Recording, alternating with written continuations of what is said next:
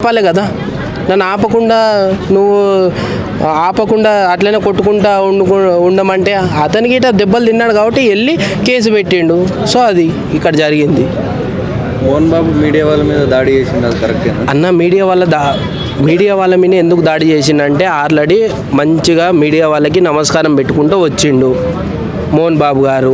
వీళ్ళు ఆయన రాకకు ముందుకే అసలు అక్కడెక్కడో నమస్కారం పెట్టుకుంటూ వస్తుంటే మీరు ఏ క్వశ్చన్లు పడితే అడిగితే ఆయనకు బీపీ రాదా? ఇక్కడికి వచ్చిన తర్వాత కూర్చున్న తర్వాత నిలబడిన తర్వాత నమస్కారం పెట్టిన తర్వాత అయిపోయిన తర్వాత మీరు క్వశ్చన్లు అడగాలి. ఆయన అక్కడ నమస్కారం పెట్టుకుంటూ వస్తుంటేనే మీడియా వాళ్ళందరికీ వాళ్ళు క్వశ్చన్లు అడిగితే ఆయనకు బీపీ రేజ్ అయ్యి నా కొడుకల్లారా ఏ పడతారని కొట్టిండు. తప్పేముంది అందులో? తప్పేం లేదు అసలు. రాకకు ముందుకే నమస్కారం పెడుతుండే అక్కడెక్కడో ఉన్నాడు మనిషి. అప్పుడే మీరు క్వశ్చన్లు ఏవి పడితే అడిగితే ఆయనకు బీపీ రేజ్ కదా. ఇక్కడికి వచ్చిన తర్వాత నిలబడిన తర్వాత నమస్కారం అయిపోయిన తర్వాత మీరు క్వశ్చన్లు అడిగితే బాగుంటుండే. ఆయన రాకకు ముందుకి అక్కడెక్కడో ఉన్నారు, ఏవి పడితే అనేసి ఆయనకు బీపీ రేజ్ అయింది, కొట్టిండు. తప్పేముంది?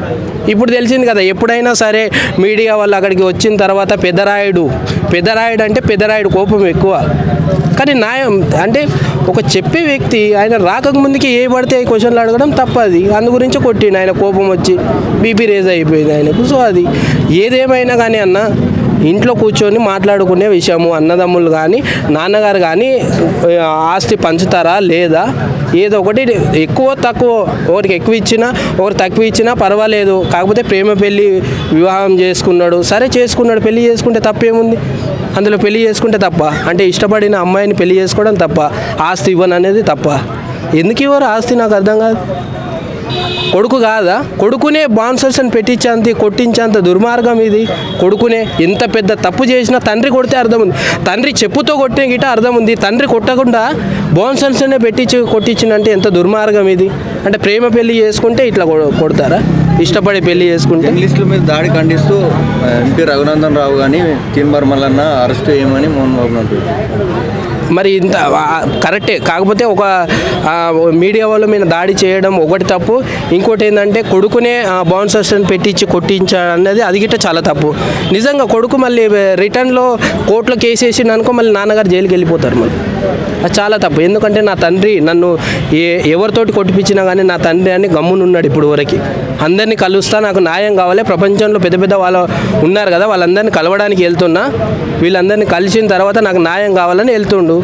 ఆస్తి పంచుతారో లేదో అది నాన్నగారు డిసైడ్ అంటుండ్రు. ఇప్పుడు నాన్న ఫ్యామిలీ అనగానే మనకు మంచు లక్ష్మి ఫస్ట్ గుర్తుకొస్తుంది. ఎస్. కానీ ఈ గొడవల్లో ఆమె లేదు అవును రావట్లేం లేదు.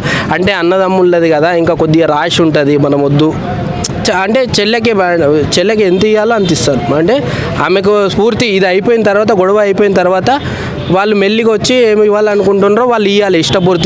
ఇష్టపూర్తికంగా ఇస్తేనే తీసుకోవాలి ఆమె. అంతవరకు ఏమనకుండా గమ్మున ఉంటుంది. బాబు నేను ఆడియో కాల్ ఏమన్నాడంటే, మనోజ్ నిన్ను కనడం నేను చేసుకున్న పెద్ద తప్ప అని అన్నాడు. ఎందుకు తప్పు? లోకంలో ఎవరు అంటలేరా?